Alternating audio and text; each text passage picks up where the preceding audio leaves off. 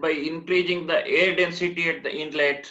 This is called supercharger. By increasing the air density, also we can increase the power output of the engine, in turn efficiency of the engine.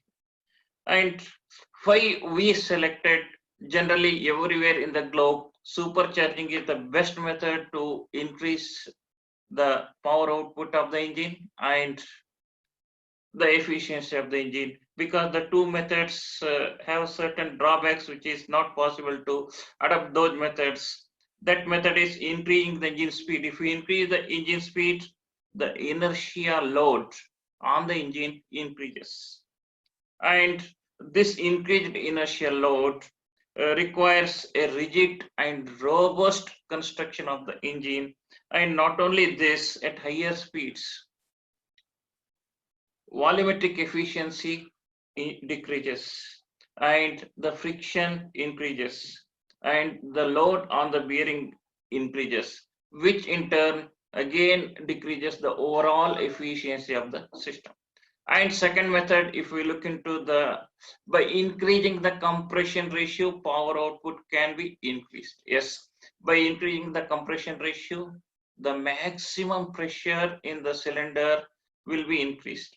And as the pressure increases, temperature increases, this leads to the detonation or engine knock or increase in thermal loads or increase in mechanical loads on the engine.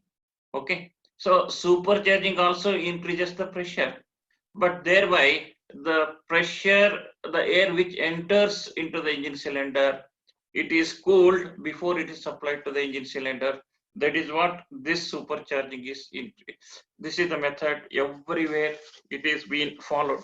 You remember the first supercharging engine, it is developed by German scientist known Dugald Clerk in 1878, and the patent for the same, it was taken by the same person in 1886. In maximum the Mercedes cars, this supercharging is adopted. Backside of the engine, you can see cars. In some cars, you can see it is turbo, it is super. Turbo means turbocharged, super means supercharged.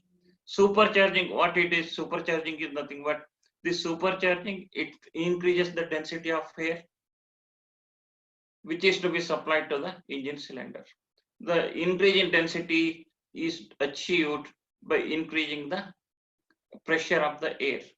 If the pressure of the air increased, then high pressure air, if it is applied to the engine cylinder, what is going to happen?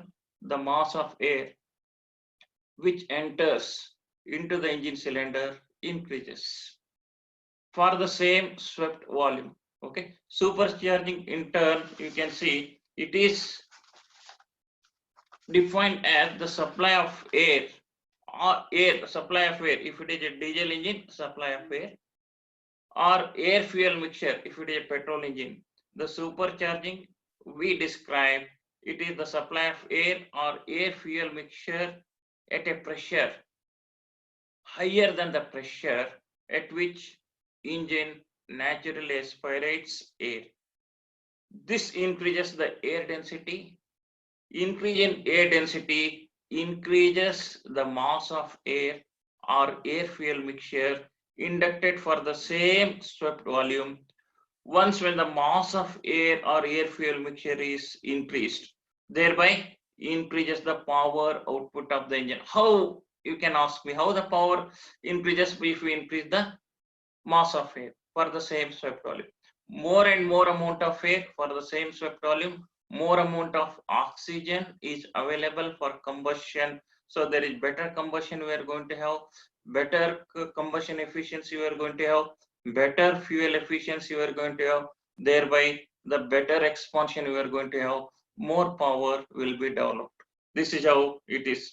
So supercharging is nothing but it is a kind of forced induction. Okay, in this supercharging, the compressed air is inducted into the internal combustion engine, and a forced engine uses a gas compressed supercharger. It is nothing but an additional external component for the engine, this is compressor. This compressor increases the pressure, temperature, and density of the air. An engine without forced induction, it is called the normal engine. What we can see, the 2-stroke or 4-stroke or scooters, bikes, whereby we can see. And another point also we have seen for supercharging.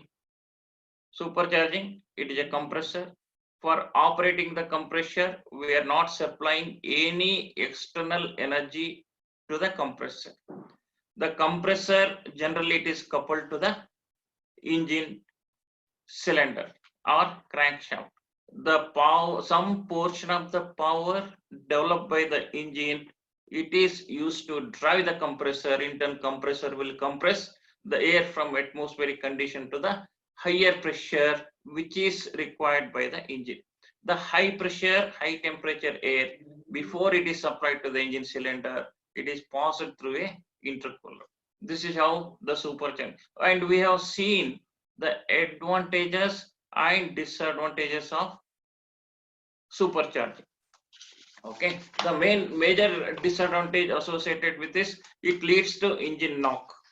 Okay, the main disadvantage associated with this is it leads to engine knock, and the cost of the engine increases. Definitely we are going to have an external additional component which is nothing but compressor.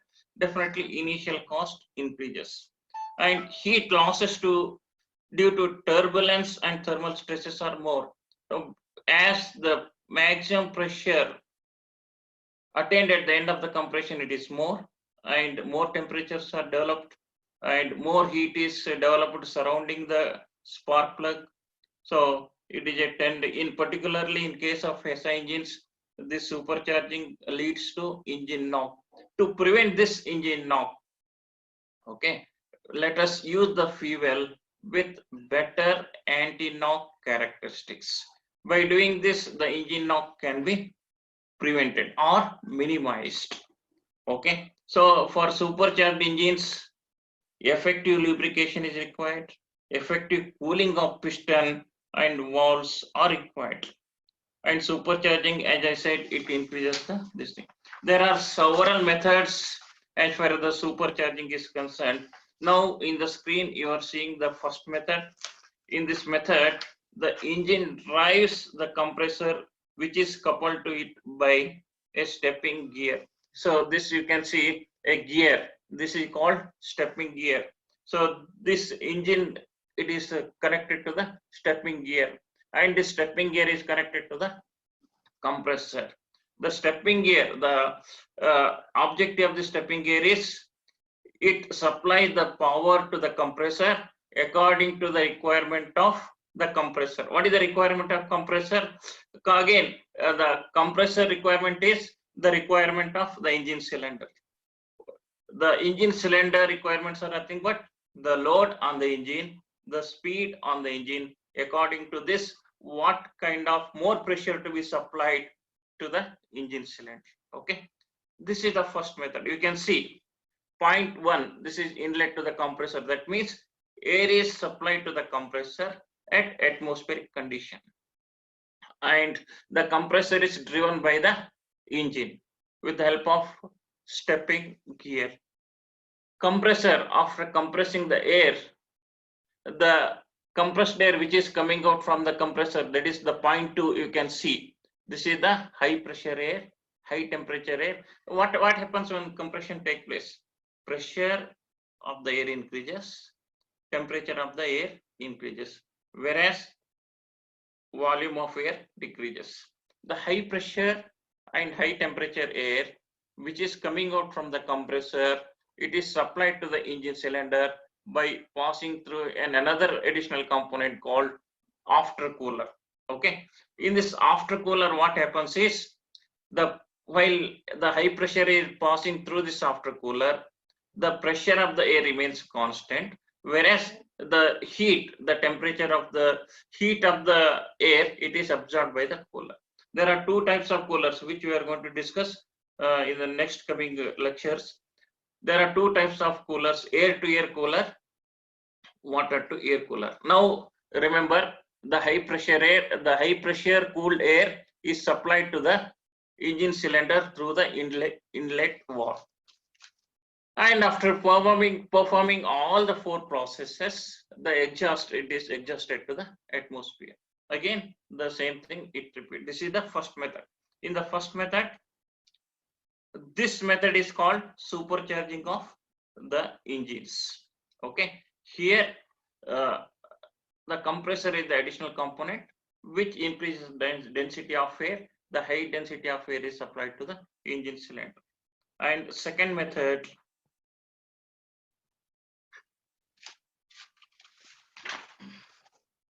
and in this second method, this method generally we call it is turbocharging or supercharging. In the previous method, the compressor is driven from the engine power. Okay, in this method you can see the compressor is not driven from the engine cylinder or engine power. The compressor is driven from the turbine. Okay, in turn here you can see the turbine is connected to the exhaust. Whatever the, so in one of your previous class I was quoting how the fuel energy is used. Some portion of the fuel energy is converted into work and some portion of the fuel energy is absorbed by the coolant, and some portion of the heat energy it goes through the exhaust. So 30% of the heat of the fuel energy it goes to the waste, and before the waste which goes to the atmosphere, this is passed through a turbine unit in the system, and thereby the turbine develops power, and then the exhaust is exhausted to the atmosphere. Whatever the power developed by the turbine, it is used to drive the compressor. Okay, here also you can see the air enters at 0.1 at atmospheric conditions. Compressor will compress the air, and the high pressure and high temperature air which is coming out from the compressor at 0.2, it is supplied to the engine cylinder through the inlet valve by passing through the cooler. Here also the objective of the cooler is it cools the high pressure air, and the cooled high pressure air is supplied to the engine cylinder. The difference between the previous method and this method is, in the previous method the engine power is used to drive the compressor. Here in this method the turbine is used to drive the compressor. In turn, for turbine, the exhaust energy is used to develop the power by the turbine. Okay, otherwise that exhaust will the energy which is passing through the exhaust will go as a waste. So this method it is called turbo supercharger, or this method is also called in simple turbocharging, or in simple you can call this is turbo. In simple you can call this is turbo. Okay, the difference between this and the previous method is the method of power supplied to the compressor. In the previous method the compressor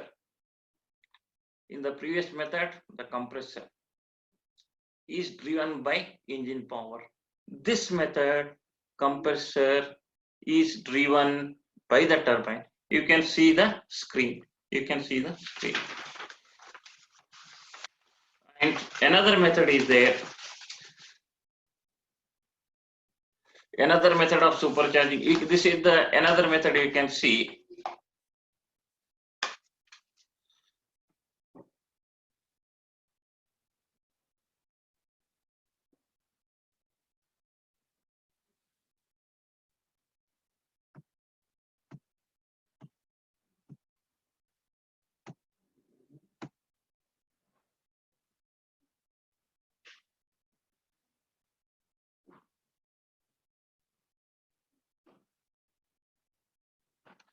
This is another method of supercharging. You can see. In this method, you can see the figure. In this method, all the components, or what are all the three components you can see? One is engine, one is turbine, one is compressor. Okay. In the third method, all the components, that is engine, turbine and compressor, are coupled together with gearing. Engine is coupled to the turbine and turbine is coupled to the compressor. Okay, and one more thing you can see, the exhaust valve is connected, exhaust valve manifold is connected to the turbine. Okay, so here in this method also the turbine will develop power by using the exhaust energy. Okay, so why the engine is coupled? You can ask me, once when the exhaust power is used to develop the power by the turbine, what is the need to couple the turbine with the help of engine? Why engine power? See, at part load, the turbine will develop less power, which is not sufficient to drive the compressor. And this less, whatever the power which is less for driving the compressor, this power is taken from the engine crankshaft. At part load, turbine develop less power, which is insufficient to run the compressor. In this case, engine supplies the additional power to the compressor to compensate this lost power of the turbine. If turbine is developing more power, see, once when the engine start, it warms up. Once when the turbine is developing more power, the excess power then required by the compressor, that power is given to the engine crankshaft. This is the generally this method, whatever the method you are seeing, it is used in heavy duty engines and in missiles and in aircrafts. In heavy duty automotive engines, in missiles, aircrafts, and in marine applications also, this kind of engines are used.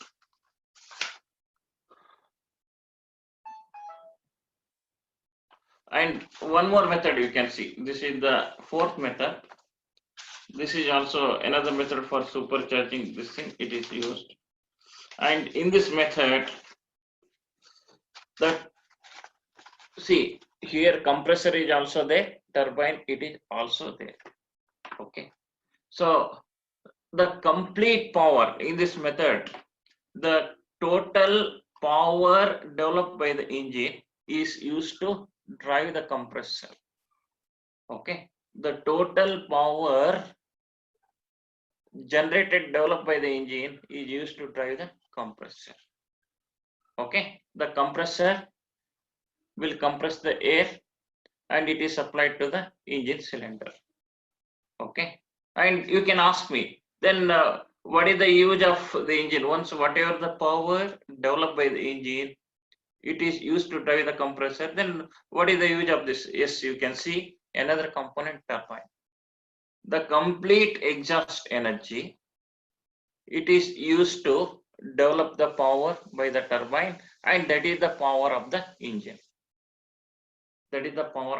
Once again, I will repeat.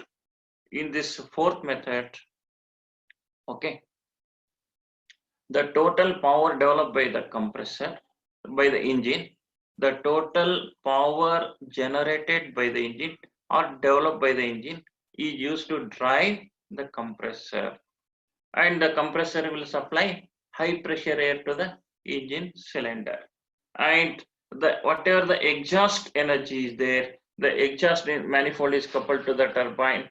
The exhaust energy is used to develop power by the turbine, and whatever the power developed by the turbine, it is the power of the engine. This is the power of the engine.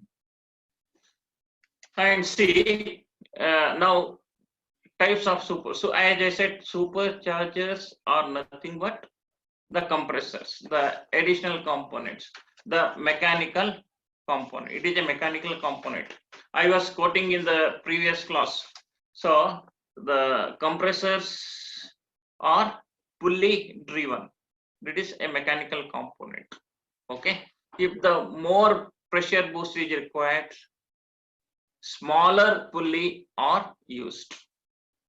If less pressure booster is required, larger size pulleys are used. There are two main types of superchargers. You can see one is positive displacement superchargers. Another one is dynamic compressor superchargers. The positive displacement superchargers supply a fairly constant level of pressure increase at all engine speeds of the engine.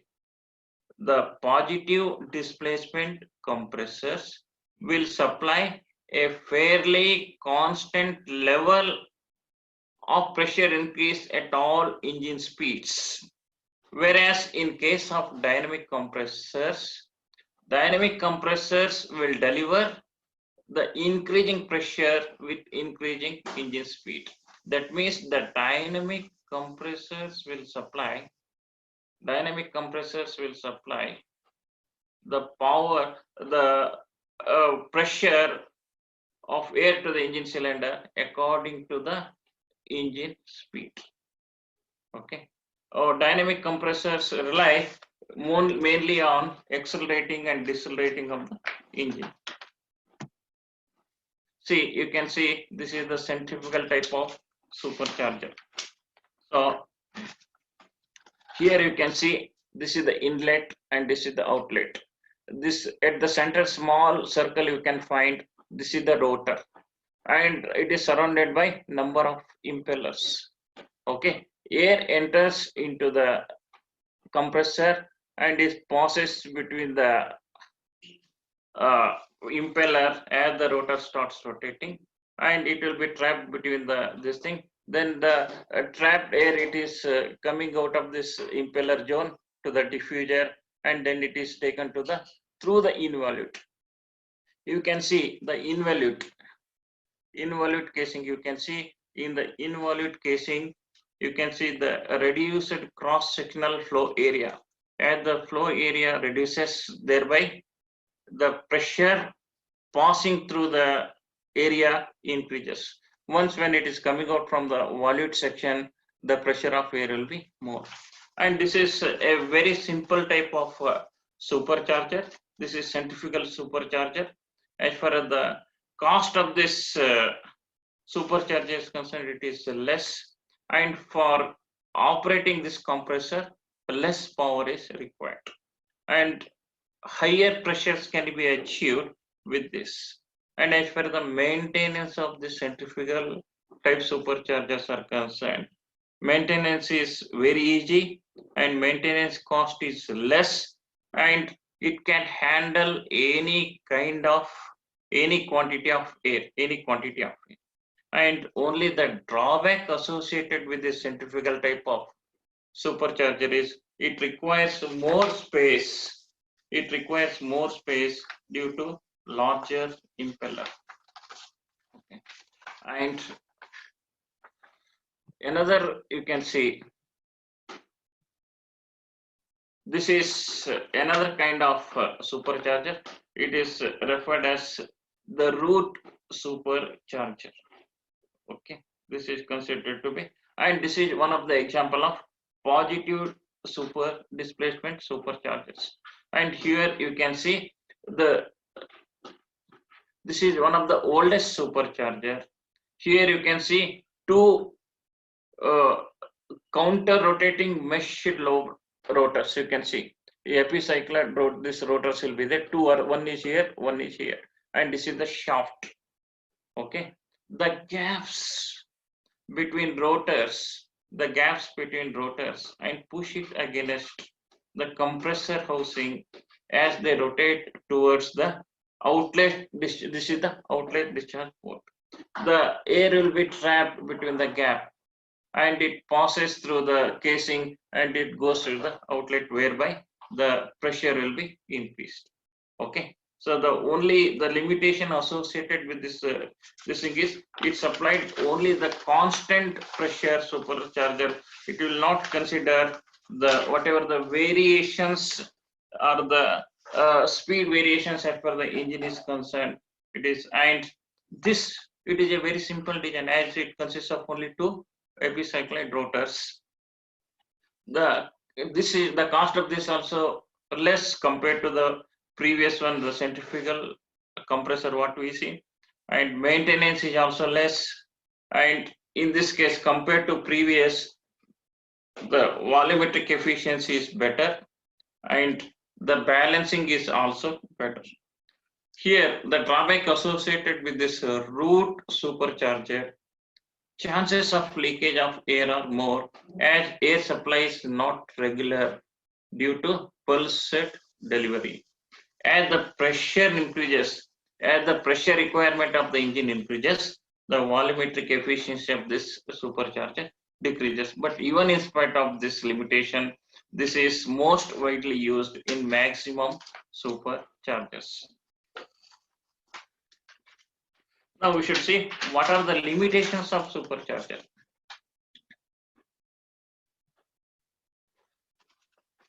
See, disadvantages are different from the limitations. So don't this thing.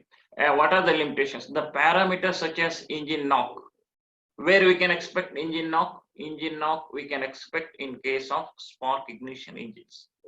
The parameters such as engine knock, thermal and mechanical loads. These thermal and mechanical loads are relevant here in case of spark compression ignition engines.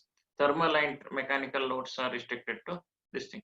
The parameters such as engine knock, which is in case of spark ignition engine, thermal and mechanical loads, which is in case of compression ignition engines. The parameters such as engine knock, thermal and mechanical loads limits the power output of engine. I was telling, usually in case of spark ignition engines, knock limits are reached first, whereas in diesel engines, thermal and mechanical loads limits are reached first. Okay. If supercharging is to be done in an existing engine, the engine, we should analyze what are the factors that restricts the extent utilization of supercharging. Okay, generally our objective is supercharging is to be done in the existing engine without increasing the cost of. Once when the supercharging is to be done in an existing engine, it is necessary to analyze the factors that limit the extent of supercharging. And this is in what are the limits in supercharging? In case of spark ignition engine, the engine knock is the limit of supercharging. In case of compression ignition engines, the limit of supercharging is restricted by the factor thermal and mechanical loads. Okay, so this in turn depends on ability to withstand the gas loading, thermal stresses, durability, reliability, and the fuel economy. Okay, so the extent of supercharging utilization also depends on the engine's ability to withstand the gas loading, thermal stresses, durability, reliability, and fuel economy. In case of spark ignition engines, you can see here, in case of spark ignition engines, the extent of supercharging is mainly restricted by the engine knock. Okay, so why the engine knock? If the pressure increases at the end of the compression, temperature increases and the heat surrounding the spark plug will be more, whereby before production of the spark, the ignition will take place, which we call it is pre-ignition, which leads to engine knock. What is knock? Knock is nothing but the sudden pressure rise inside the engine cylinder.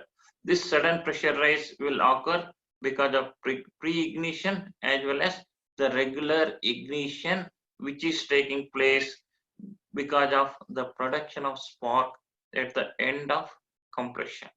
Supercharging reduces ignition delay in case of spark ignition engines, and in case of spark ignition engines, in case of compression ignition engines, the exhaust smoke is reduced by supercharging.